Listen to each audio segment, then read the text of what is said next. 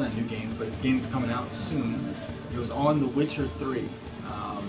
It's a game called Gwent, and it's probably the most strategic card game I've ever played. I've played a lot of card games for 20 years. I know I don't look it, but I'm 22 years old now, so I've been playing since I was 2 years old. And playing a lot of them, and I love strategic elements. And this game, to me, has the most control that you can have playing a game. So it's the most based off of your skill and your strategic knowledge and resource management and bluffing than any game I've ever played. So first about it, there are 4 decks that come with The Witcher 3. The game's going to release in September on beta, and I hope to be invited. CD Projekt Red, please.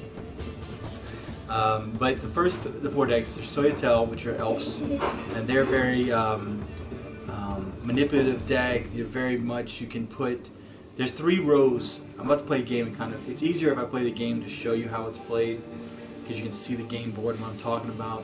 But there are 3, imagine this card game takes place on a battlefield, and there are 3 levels of depth. The first level is where your infantry are, and that's going to be highlighted by this sword. They go on your first row. The second row is going to be your archers, highlighted by the bow and arrow. And the third row are going to be your catapult or your siege unit cards.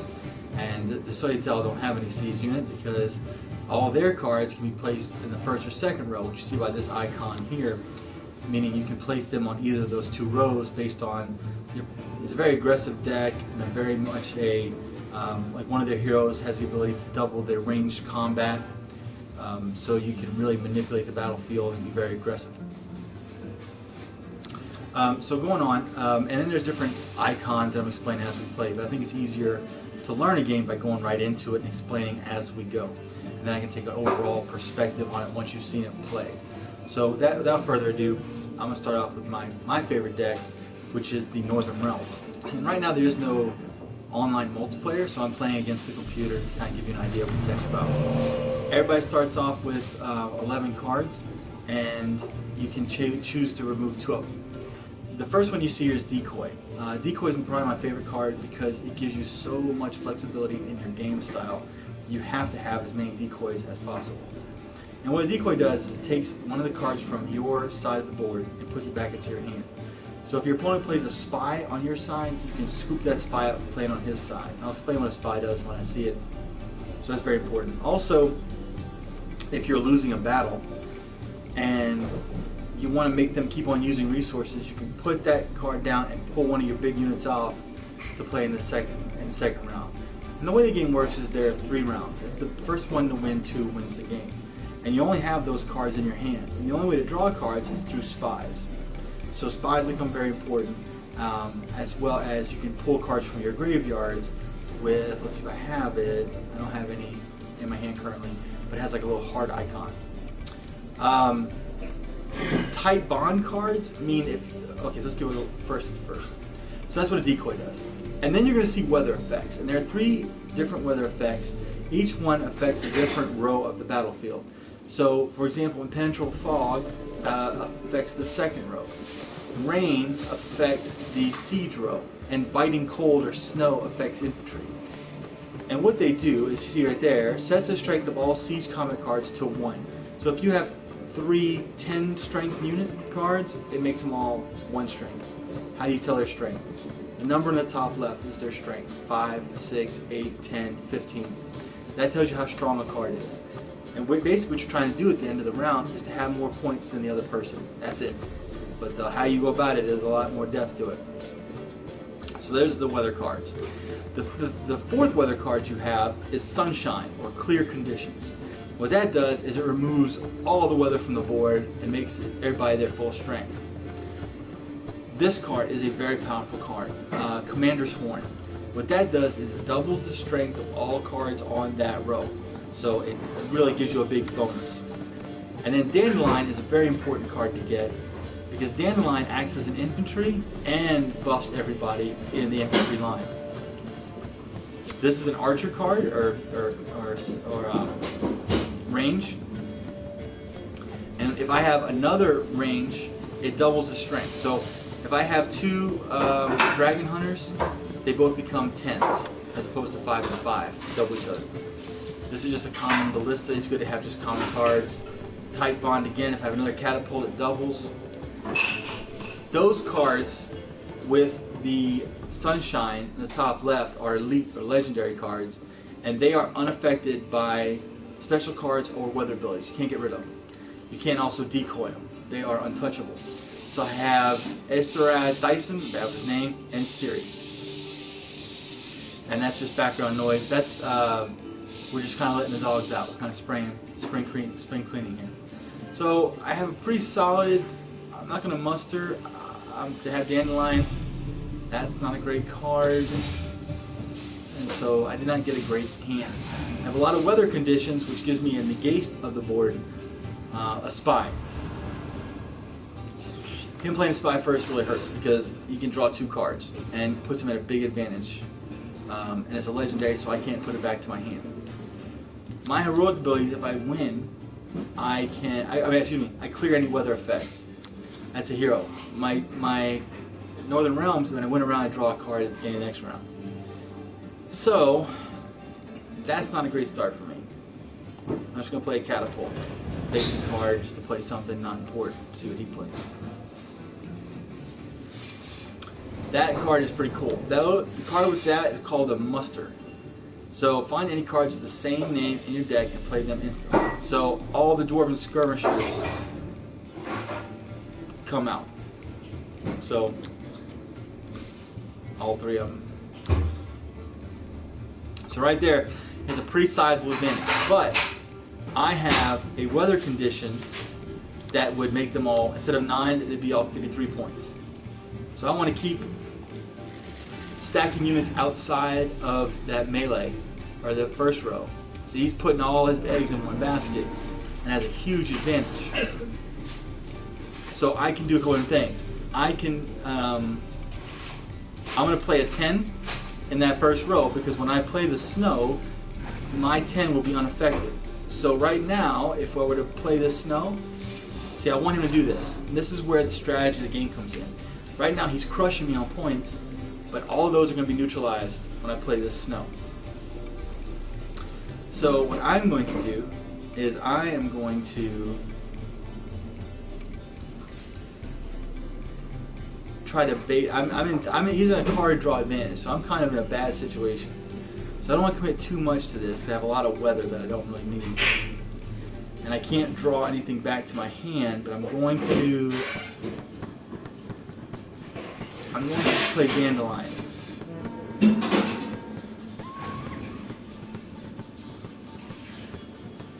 I'm trying to bait him to play as many cards as he can in that first row, so I can snowdrift him. And now I'm going to get Dandelion back to my hand. I'm basically just playing a bunch of cards to get him to commit more cards to the board. See, he passed, which is a good play, because he's crushing me. Now, when I play, see, it's 60 to 21. Watch what happens when I play Snow. I win that round. That's how powerful that was. That's where the strategy comes in. That's where he did all that damage, but because I played weather at the right time, I won that round. Because it reduced them all to 1. Unfortunately for me, if I don't draw a spy here, I'm kind of in trouble. So I'm down 1 card going in. And I'm going to play Triss at the beginning, just to put a card out there, because she really doesn't do much, but I have 7. It's unaffected by weather. He's drawing more, because this is going to be tough. He has a real big card advantage. But if you notice, he has a bunch on the mid-range, which I can neutralize. So I'm going to keep on playing cards here. I don't have very many cards, so I've got to try to win this one.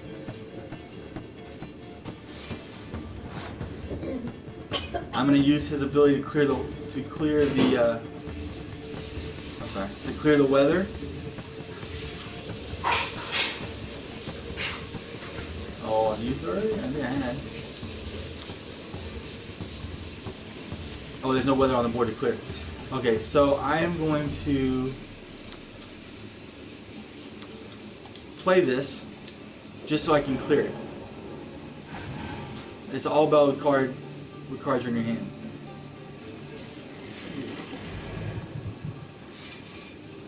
See, that right there hurt. Now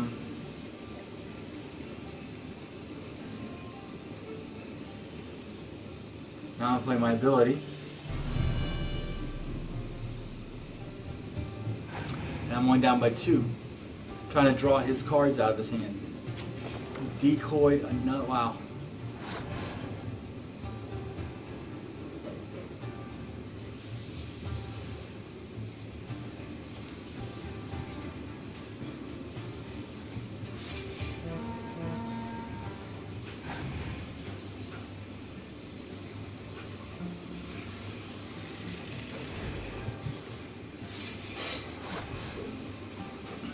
It's not looking very good for me.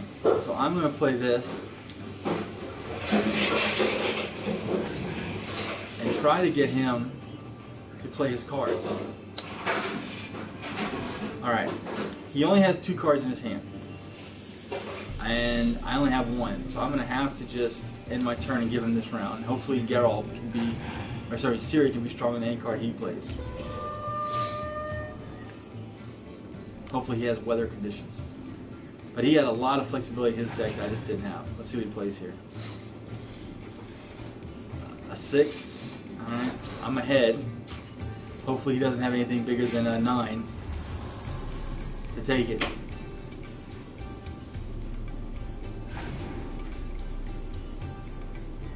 And he did not. So I went 15 to 12. So it wasn't the greatest victory of all. He had a lot of fun stuff on his side. I didn't really have a lot of flexibility on my side. So that was kind of an initial look. And I kind of went by a lot fast because it kind of got a little hairy there for me. I didn't have a lot with which to play. So it didn't really give me a lot of options in terms of what I wanted to do. So we'll look at it again.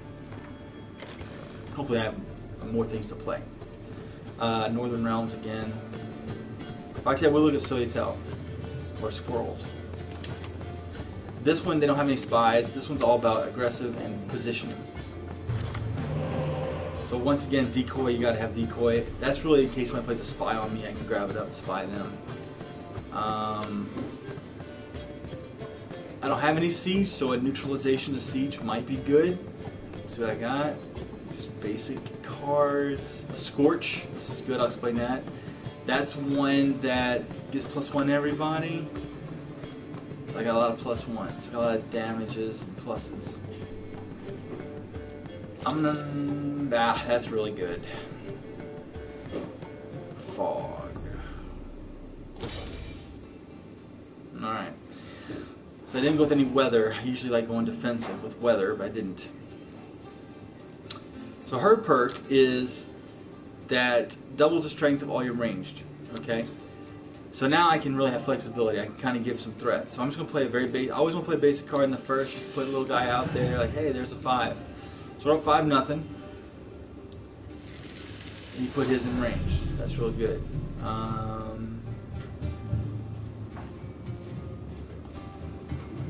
Put my guy out there at 5.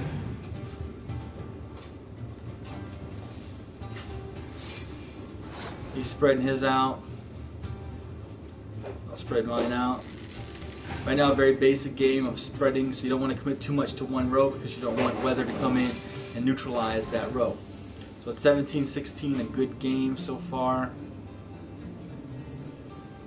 I'll play it in the middle. This is just a game of positioning right now at this point. There's the first legendary hit the board. So he's committing to it, and that pumps up that row.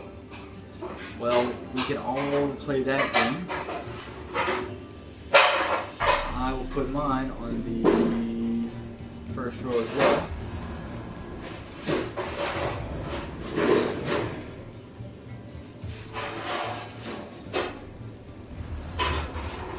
So he's committing pretty hard to this one. And now what I can do is play my Scorch. Since he has more than 10 in that first row, this should take out that 7.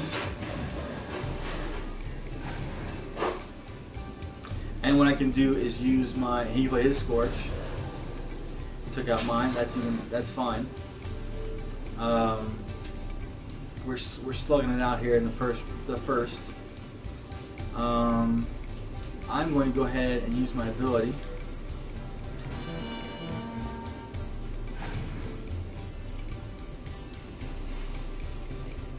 He's mustering on the first row. And now, this is interesting. Okay, so he's winning 49 to 44. He only has 4 cards left. I have 4 cards left, but I have 2 big cards. So what I can do is I can muster the first row and go for it. That's what I'm going to do. And let's see what he does. He went for it. He went for it all in. He has 1 card left for the next 2 rounds. So what I'm going to do is play my decoy and grab this card back. So for the next 2 rounds, I'll have 3 cards, and he only has 1.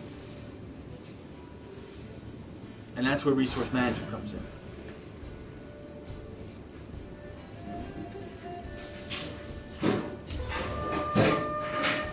So he's up 1-0, but I have 3 cards, he has 1. So he'll play his last card. It's snow. So all I need to do is play ranged, pass my turn, and I won the second game. He has no cards. And I won the third game. And that's how it works. You sit there and you bait the opponent into using their cards. You think long term. You don't think of that game. You try to long game it. So let's look at the game a little closer here. Now, if I talk to this guy, here we go. Well, what? I'm taking so much money from this guy doing these tutorials. He's probably like, oh God, please. The game of Gwent. How about it? He's probably one of these gonna be like, no. No. Okay. So that's the story to tell. A lot of cool playing with different lines of combat. These are the monsters. They have a lot of muster, a lot of death cards, and pump ups. They're pretty cool. Nilfgaardian. A lot of common bond soldiers. Northern Realms. And the heroes you can use on almost anybody, any deck. Geralt, of course, Ciri, Yennefer, Triss, all the big names there. And the game is a lot of fun. I mean, I love this game. The game's a ton of stuff to do, and it's all about outplaying, outthinking, out-strategizing your opponent, and out-bluffing them, honestly. So, let's look at one more. We looked at the Northern Realms, we looked at the Nilfgaardians. They use their perk to go first. A lot of wow. Think I have enough weather? I don't need that much weather. Not doing really well.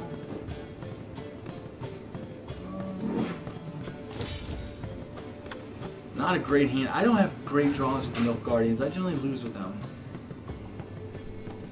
But my guy's ability is look at 3 random cards your opponent's hand. It's a good way to stall a turn and so on. I'm just going to play these guys. So this will show you, I got lucky, I got 2 tight bonds. So he's a 3 right now, pretty harmless card, not that great. There's a muster.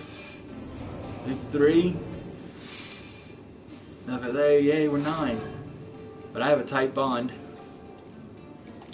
And now both my guys are 6s, which make them 12s. So that's pretty cool. I like that. So you tell, he's got a lot of muster. Hey, the Jacker, how's it going? Welcome, I'm doing a little tutorial on Gwent. So, right there, he's got a huge advantage at 30 to 12. I don't have a card that allows me to eliminate. I don't have snow. I don't think he has snow, otherwise he wouldn't have mustered all that. So I'm just going to go ahead and play Ciri and keep on making him play cards to deal with what I'm playing. He decoyed one of them back. It's interesting.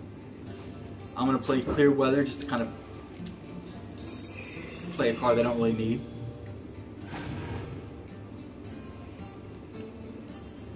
He's mustering again. Probably play the same card. Okay. So I'm going to use my hero ability. Basically, what I'm doing is his Scorch. Basically, what I'm doing is I'm just kind of playing out my hand here. So there we go. See, he played. Go ahead and win that round.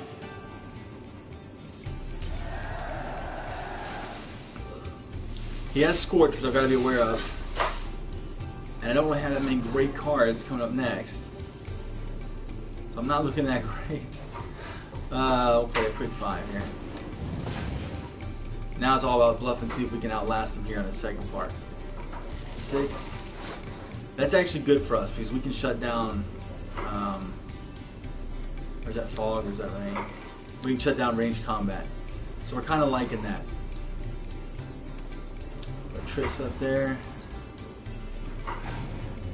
We wanted to play more range, and we have a chance here. That was not good. That's not something we did not want to see.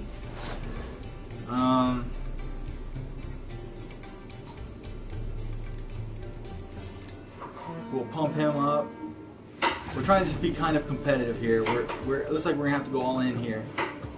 Played Sunshine. He's gonna regret that decision.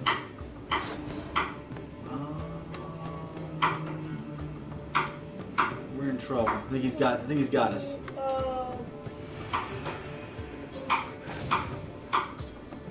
I think he's got us. Yeah, he definitely got us. I have the worst luck with Nilfgaardians in terms of getting good draws. And unfortunately, there's not much I can do. Overcommitted that first round to get that win with Geralt. I should have saved him. Hopefully he has nothing in his hand but weather. I know he has a Scorch still. A Scorch won't be effective. Now, that won it right there. That's enough to win. I have bad luck with the Nilfgaardians.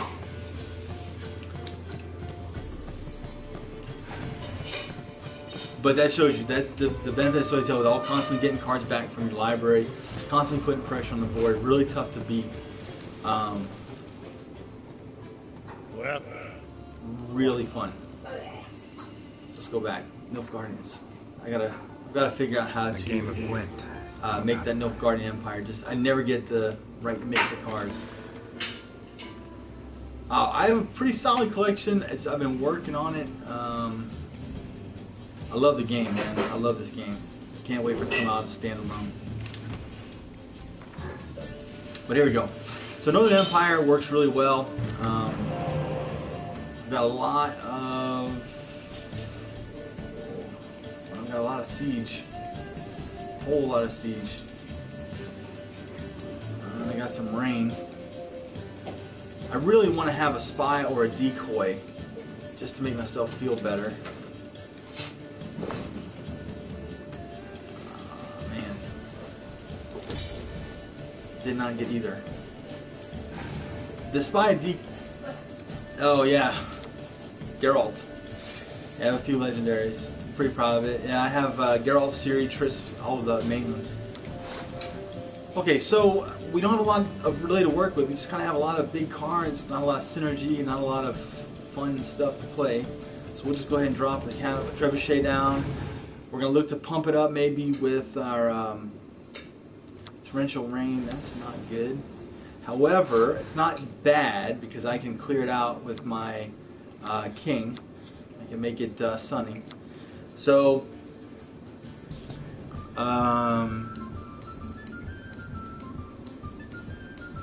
we are just going to play a common card here.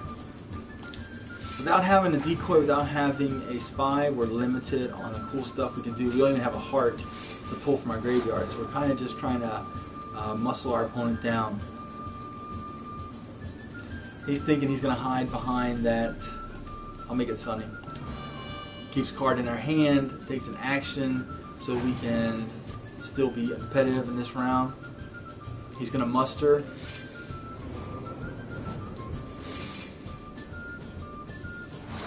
We're still okay. We're just gonna work with our range because we have a secret weapon. We're gonna double him up here in a minute. He's passed. Now we don't want to use this because that would be overkill. We just need to pull out enough to win, as they say. So we're gonna pull out enough to win. We're down by 4. We pull out a 5. We win by 1. We don't need to be too fancy. We're even in terms of cards, so we're looking good for the next 2 rounds, and we still have Geralt in our hand, which is always a good place to be. And we draw a card. Still no spy, which really irks me. Now, the Commander's Horn will not pump up an Elite or Legendary, so we're just going to go ahead. We're not going to play Geralt until we have to. There's no need to impress him. We'll just put a 6 out there. We're up 6-0. Very simple. You played a Scorch. Okay, spies. What do spies do?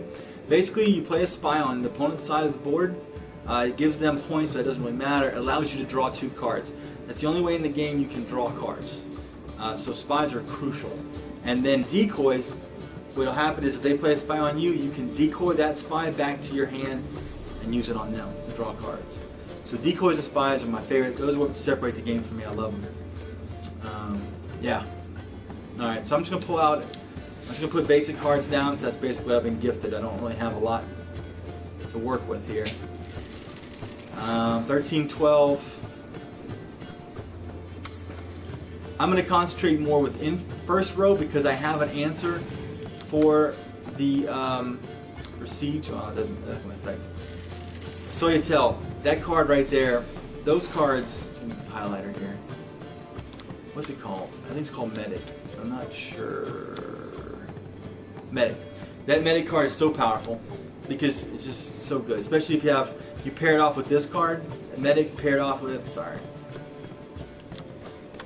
This one comes out built in with a Scorch, and what Scorch does is it destroys your biggest card on your infantry row if you have 10 or more power. So you just keep on scorching and going.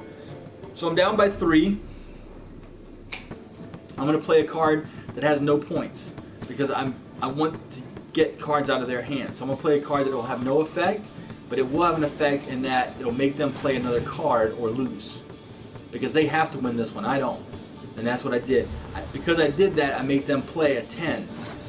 So they only have 2 cards going into the next round. So I'll double up my attack on my first row. They have to answer, they're going to lose. So they play their other 10. So right now what I've done is force them to play 20 points in full well knowing that I'm going to lose this round. They only have 1 card and I have 23 cards in hand. So I'm going to give them this round. It's 1-1.